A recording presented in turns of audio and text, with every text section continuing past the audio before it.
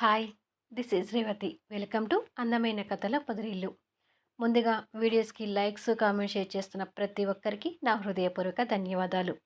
దయచేసి అందరూ లైక్స్ ఇవ్వటానికి చూడండి. ఇక కథలోకి వెళ్దాం. తొలి ముద్దు ఎపిసోడ్ నెంబర్ 27.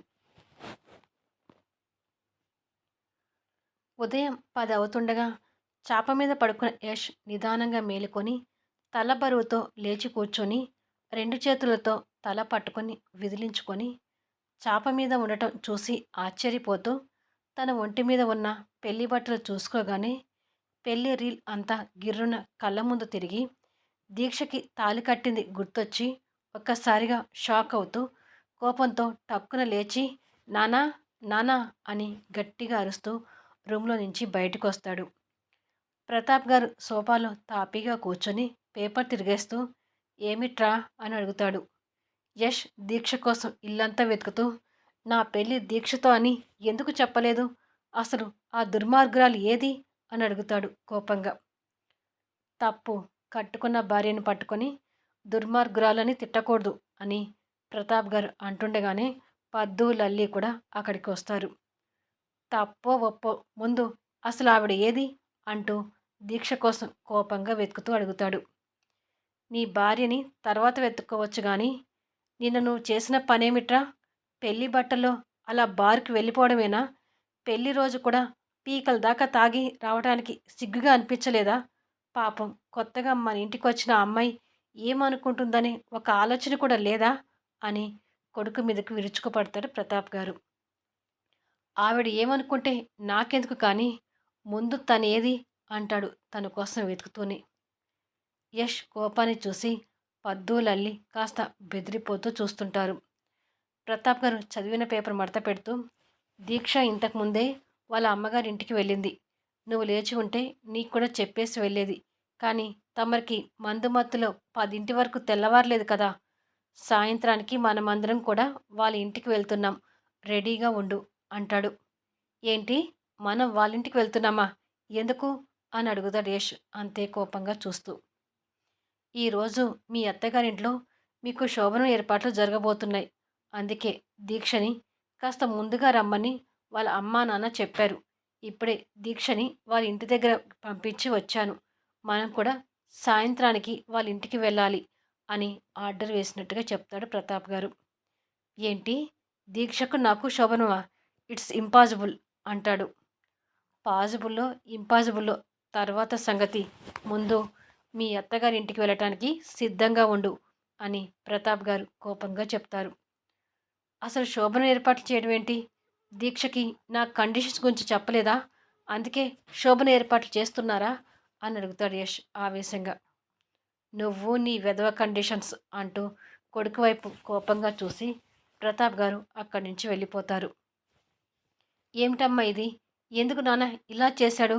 అసలు ఆ దీక్ష అయినా నా గురించి అన్నీ తెలిసి కూడా నన్ను పెళ్లి చేసుకోవడానికి ఎలా ఒప్పుకుంది? నేను కండిషన్స్ పెట్టిన తర్వాత కూడా ఈ శోభనం ఏర్పాట్లేంటి? నిజంగా తనకి నా కండిషన్స్ గురించి చెప్పారా లేదా అని అడుగుతాడు కంగారు పడుతూ. మీ నాన్నగారు దీక్షకి అన్ని విషయాలు చెప్పాడురా. కానీ వాళ్ళ పుట్టింటి వాళ్ళకి సాంప్రదాయాలంటూ కొన్ని ఉంటాయి కదా. కూతురు ముచ్చట తీర్చుకోవాలని వాళ్ళకి కోరికలు ఉండవా? నువ్వేమన్నావు? 4 గోడల మధ్య సపరేట్‌గా ఉంటామని చెప్పావు. ఆ 4 గోడల మధ్య మీరిద్దరు కలుస్తారా లేదా అనేది పూర్తిగా మీ పర్సనల్ విషయం. కానీ నీ కండిషన్స్ పేరు చెప్పి వాళ్ళ పెద్దవాళ్ళని బాధపెట్టడం మంచిది కాదు. అందుకే సాయంత్రం జరగబోయే మీ శోభనానికి సిద్ధంగా ఉండు. నీ మాటలతో అనవసరంగా మీ నాన్నగారికి కోపం తెప్పించి ఆయనకి వీపీ పెంచకు. నీకు పుణ్యం ఉంటుంది అని చెప్పి పద్దు అక్కడి నుంచి వెళ్ళిపోతుంది. లల్లి కూడా బాధగా వాళ్ళ అన్న వైపు చూసి వెళ్ళిపోతుంది. యష్ తల పట్టుకొని సోఫా మీద కూలబడి దీక్ష మెడలో తాళి కట్టడం గుర్తు తెచ్చుకొని కోపంతో రగిలిపోతుంటాడు. కొద్దిసేపటికి యష్ రూములోకి వచ్చి తన రూమ్లో చుట్టూ ఉన్న పెయింటింగ్స్ చూసుకొని శృతితో తనకున్న జ్ఞాపకాల్ని గుర్తు తెచ్చుకుంటూ ఏంటి శృతి ఇదంతా? అసలు నన్ను వదిలేసి నువ్వెందుకు వెళ్ళావు? దీక్ష మెడలో నేను తాళి కట్టడం ఏంటి? దీక్ష ఎంత స్వార్థంగా ఆలోచించకపోతే నాకు భారీగా వచ్చి ఉంటుంది. ఇదంతా నేను తట్టుకోలేకపోతున్నాను. నీకు నాకు పెళ్లి జరగాలని ఎన్నో కలలు కన్నాను. కానీ నువ్వు దూరమై నీ స్థానంలో దీక్షని పెళ్లి చేసుకోవడం భరించలేకపోతున్నాను అంటూ కుమిలిపోతూ ఏడుస్తుంటాడు. సాయంత్రానికి యష్కి ఇష్టం లేకపోయినా బలవంతంగా అందరితో కలిసి దీక్ష వాళ్ళ ఇంటికి వెళ్ళాల్సి వస్తుంది. రామ్మూర్తి గారు, ప్రతాప్ గారు ఇద్దరు సోఫాలో కూర్చొని మాట్లాడుతుంటే యష్ వాళ్ళకి ఎదురుగా ఉన్న సోఫాలో ముళ్ళ మీద కూర్చున్నట్టుగా కూర్చుంటాడు. దీక్ష కనపడితే చంపేయాలన్నంత కోపంగా తన కోసం చూస్తుంటాడు. పద్దు, లల్లి జానకి గారితో కలిసి రూమ్లో ఏదో పనిలో సహాయంగా ఉంటారు. దీక్షకి ఫ్రెండ్ అయిన అమృత దీక్షతో కలిసి మరో రూమ్లో ఉండి మాట్లాడుతూ, నిజంగా ఇది నమ్మలేకపోతున్నాను దీక్ష. యష్కి నీకు పెళ్ళయిందంటే ఎంతో ఆశ్చర్యంగా ఉందో. కాకపోతే కొంచెం భయం కూడా ఉంది. శృతిని అంతగా ప్రేమించిన యష్ నిన్ను ఎలా యాక్సెప్ట్ చేస్తాడోనని కంగారు పడుతున్నాను అంటుంది. నాకు అదే భయంగా ఉంది అమృత. కానీ యష్ నన్ను ఎలా అయినా యాక్సెప్ట్ చేయని. ఇప్పుడు నేను యష్కి భార్యని అంతే అంటుంది దీక్ష. చిన్నపిల్లలైన స్వప్న, చందు యష్కి ఇరుపక్కల చేరి బావగారు మనం బయటికి వెళ్ళి ఆడుకుందాం రండి అంటుంటారు. మీతో నాకు ఆటలేంటి అని అంటాడు వాళ్ళని చూసి చిరాకు పడుతూ. ప్రతాప్ గారు అది గమనించి, వాళ్ళు చిన్నపిల్లలు యష్, ఏదో సరదాగా అంటున్నారు, కాసేపు వెళ్ళి వాళ్ళతో టైం స్పెండ్ చెయ్యి అంటాడు. ఇక్కడ కూర్చునే కంటే అదే బెటర్ ఏమో అని యష్ అనుకుంటూ ఉండగా స్వప్న, చందు యష్ చెయ్యి పట్టుకొని రండి బావగారు అంటూ బయటకు తీసుకొచ్చి డాబా మీదకు తీసుకెళ్తుంటారు. యష్ అలా మూడీగా ఉండటం రామ్మూర్తి గారు మనసుకి బాధగా అనిపించి, యష్ మనసు తొందరగా మారితే బాగుండు బావగారు అంటాడు. నేను కూడా అదే అనుకుంటున్నాను బావగారు. యష్ దీక్ష త్వరగా కలిసిపోతే చూడాలని నాకు కూడా ఆశగా ఉంది అంటాడు ప్రతాప్ గారు కూడా బాధపడుతూ. పిల్లలతో పైకి వెళ్ళిన యష్ వాళ్ళు అల్లరిగా మాట్లాడుతుంటే చిరాకు పడుతుంటాడు. ఈ ఉయ్యాల అంటే మా అక్కకు చాలా ఇష్టం బావగారు. మీరు కూడా ఈ ఉయ్యాలో కూర్చోండి అని పిల్లలు యష్ని ఆట పట్టిస్తూ ఉయ్యాల్లో ఒక పేపర్ మీద కూర్చోబెడతారు. యష్ అలా కూర్చోగానే స్వప్న, చందు మొహాలు చూసుకొని నవ్వుతుంటారు. పిల్లలు అలా ఎందుకు నవ్వుతున్నారో అర్థం కాక, ఏమైంది మీకు, ఎందుకు పిచ్చి పట్టినట్టుగా నవ్వుతున్నారు అని అడుగుతాడు. మీరు దేని మీద కూర్చున్నారో ఒకసారి లేచి చూడండి అంటుంది స్వప్న. దేని మీద కూర్చోటం ఏంటి, ఉయ్యాలనే కూర్చున్నాను, మీకు కనిపించడం లేదా అని నిదానంగా కసురుతాడు. మీరు లేస్తే దేని మీద కూర్చున్నారో తెలుస్తుంది, మీరు లేవండి బావగారు అంటూ స్వప్న, చందు యష్ చేతులు పట్టుకొని పైకి లేపుతారు. ఆ పేపరు యష్ బ్యాగ్కి అతుక్కోవటం చూసి మనం అనుకున్నట్టే జరిగింది అని ఇద్దరి పిల్లలు పగలబడి నవ్వుతుంటారు. వాళ్ళ మాటలకి నవ్వులకి యష్ ఆశ్చర్యపోతూ అనుమానంగానే బ్యాగ్ వైపు చూసుకుంటాడు. సీట్కి పేపర్ అతుక్కోవడం చూసి కోపంగా దాన్ని తీసేసి, స్టూపిడ్, ఏంటి మీరు చేసిన పని, కొత్త వాళ్ళతో ఎలా బిహేవ్ చేయాలో తెలీదా అని వాళ్ళ మీద గట్టిగా అరుస్తూ విరుచుకుపడతాడు. యష్ ప్రవర్తనకి చందు భయపడుతూ చూస్తుంటే చందు కంటే కాస్త పెద్దదైన స్వప్న మనసులో ఆ ప్రవర్తన నాటుకొని పోతుంది. పిల్లలిద్దరూ యష్ కోపానికి భయపడి బిక్కమొహాలు పెట్టుకొని అక్కడి నుంచి వెళ్ళిపోతారు. ఛ, వీళ్ళు పిల్లలు కాదు, కోతుల్లాగా బిహేవ్ చేస్తున్నారు. ఈ ఇంట్లో నుంచి ఎప్పుడు బయటపడతానో తెలియడం లేదు అని తిట్టుకుంటూ తిరిగి ఆ ఉయ్యాలో కూర్చొని ఫోన్ తీసి అందులో శృతి ఫోటోల్ని చూస్తుంటాడు. కిందికి వచ్చిన పిల్లలకు దీక్ష దగ్గరకు వచ్చి, అక్క, బావ అసలు మంచివాడు కాదు, మమ్మల్ని తిడుతున్నాడు, మా మీద కోపాడుతున్నాడు అని అమాయకంగా చెప్తారు ఆ ఇద్దరు. వాళ్ళ మాటలకి దీక్ష బాధపడుతుంటే అమృత వాళ్ళిద్దరిని దగ్గరికి తీసుకొని, మీరు పొరపడుతున్నారు, మీ బావ చాలా మంచివాడు, కాకపోతే మీ బావ వచ్చింది ఇప్పుడే కదా, మీ బావ కొంచెం మీకు అలవాటు కావాలి, మరి కొన్ని రోజులు పోతే మీ బావ మీతో హ్యాపీగా ఆడుకుంటాడు అని కవర్ చేస్తుంది. నిజమా అమృతక్క, తర్వాత మా బావ మాతో హ్యాపీగా ఆడుకుంటారా అని అమాయకంగా అడుగుతారు ఆ ఇద్దరు. నిజంగా ఆడుకుంటారు, కానీ అప్పటి వరకు మీ బావను మీరు డిస్టర్బ్ చేయొద్దు అని చెప్తూ వాళ్ళ బాధను పోగొడుతుంది అమృత. ఆ పిల్లలిద్దరూ యష్తో సరదాగా ఉండటానికి ఎంత ఆశపడుతున్నారో దీక్షకు అర్థమై బాధపడుతుంటుంది. కొన్ని గంటల తర్వాత అమృతని, దీక్షని శోభనం గదిలో పంపించడానికి రెడీ చేస్తుంటుంది. యష్ ఇంకా ఆ ఉయ్యాలోనే కూర్చొని బాధపడుతుంటే ప్రతాప్ గారి దగ్గర నుంచి ఫోన్ కాల్ వస్తుంటుంది. ఫోన్ లిఫ్ట్ చేసి చెప్పండి నాన్న అంటాడు. శోభనం గదిలోకి వెళ్ళటానికి రెడీ కావాలి, కిందికి రా అంటాడు.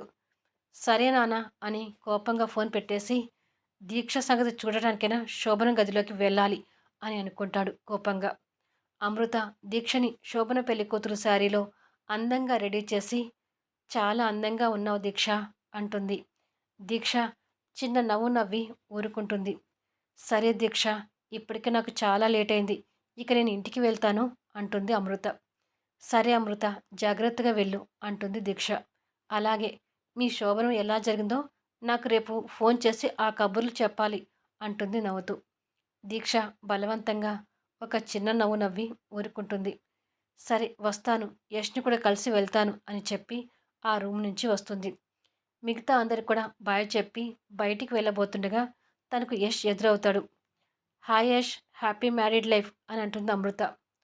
అలా విష్ చేయడం చూసి యష్ కాస్త కోపంగా చూస్తూ నువ్వు ఇక్కడికి ఎప్పుడు వచ్చావు అని అడుగుతాడు. మీ ఇద్దరికి పెళ్లి జరిగిన విషయం నాకు ఉదయమే తెలిసింది. శోభన పెళ్లి కూతురుగా దీక్షని రెడీ చేద్దామని వచ్చాను అంటుంది. యష్ మౌనంగా విని ఊరుకుంటాడు. ఏమైనా దీక్ష నీ జీవిత భాగస్వామి అయింది యష్, మీ ఇద్దరు హ్యాపీగా ఉండాలని కోరుకుంటున్నాను అని చెప్పి వెళ్తుంది అమృత. హ్యాపీనా నా బొందన, దీక్షని పెళ్లి చేసుకోవడంతోనే నా జీవితం సర్వనాశనం అయింది అని అనుకుంటాడు కోపంగా. కొంతసేపటికి శోభన పెళ్ళికొడుగ్గా రెడీ అయ్యి పూలతో అలంకరించిన బెడ్రూమ్లో ఉంటాడు. బయట దీక్ష అందరి దగ్గర ఆశీర్వాదం తీసుకుంటూ ఉంటుంది. ప్రతాప్ గారు తనని ఆశీర్వదించి అభిమానంగా తల నిమురుతూ, యశ్ గురించి నేను నీకు కొత్తగా చెప్పాల్సిన అవసరం లేదమ్మా, వాడు ఏదైనా అన్నా మనసులో పెట్టుకొని బాధపడవద్దు అని అంటాడు. సరే అన్నట్టుగా దీక్ష తల ఊపుతుంది. కాస్త నువ్వే వాడిని మార్చే ప్రయత్నం చేయాలమ్మా, త్వరలోనే మీ ఇద్దరికి పండంటి బిడ్డ జన్మించాలి అంటుంది పద్దు ఆశగా. వాళ్ళ అత్తగారి ఆశకు దీక్ష నిరాశగా చిన్న నవ్వు నవ్వి ఊరుకుంటుంది. జానకి గారు పాల గ్లాస్ తెచ్చి దీక్షకి ఇస్తుంది. దీక్ష భయంతో ఆ గ్లాస్ అందుకుంటుంది. శోభన గదిలోకి ఏ పెళ్లి కూతురైనా సిగ్గుపడుతూ వెళ్తుంది. నువ్వు భయపడుతూ వెళ్తున్నావు. నీ జీవితం ఎలా ఉంటుందనేది మాకిప్పుడు అర్థం కావడం లేదు. కోరుకొని పెళ్లి చేసుకున్నావు కాబట్టి కాస్త ఓపికతో ఆ అబ్బాయికి దగ్గర కావడానికి ప్రయత్నించు అని అంటుంది జానకి గారు. అలాగే అన్నట్టుగా దీక్ష తల ఊపుతుంది. ముహూర్త టైం దాటిపోకుండానే ఇక వెళ్ళమ్మా అంటుంది పద్దు. దీక్ష అందరినీ చూసి యష్కి భయపడుతూనే లోపలికి వెళ్ళిపోతుంది. దీక్ష లోపలికి వెళ్ళేసరికి యష్ కిటికీ దగ్గర అడ్డుగా నిలబడి వెనుకగా కనిపిస్తుంటాడు. టెన్షన్ పడుతూనే చేతిలో ఉన్న పాల గ్లాస్ పక్కకు పెట్టి యష్కి దగ్గరగా వెళ్ళి యష్ అని పిలుస్తుంది భయంగానే. ఆ పిలుపుతో యష్ టక్కున ఇటువైపుకు తిరిగి తన దగ్గరికి వచ్చి క్షణం కూడా ఆలోచించకుండా తన చెంప మీద నుంచి గట్టిగా కొడతాడు. ఆ దెబ్బ ఫోర్స్కి దీక్ష వెళ్ళి పక్కనే అలంకరించిన ఉన్న బెడ్ మీద పడి యష్ వైపు భయంగా చూస్తుంటుంది. నన్ను పెళ్లి చేసుకొని నీ జీవితాన్ని ఎందుకు నాశనం చేసుకున్నావు అని అడుగుతాడు ఆవేశపడుతూ. ఇదండి ఈ ఎపిసోడ్. దయచేసి ఛానల్ నుంచి వెళ్ళిపోయే ముందు లైక్ చేయండి, కామెంట్ షేర్ చేయండి, సబ్స్క్రైబ్ చేసుకొని బెల్ ఐకాన్ ప్రెస్ చేసి ఛానల్ షేర్ చేస్తూ సపోర్ట్ చేయండి. మళ్ళీ నెక్స్ట్ ఎపిసోడ్లో కలుద్దాం.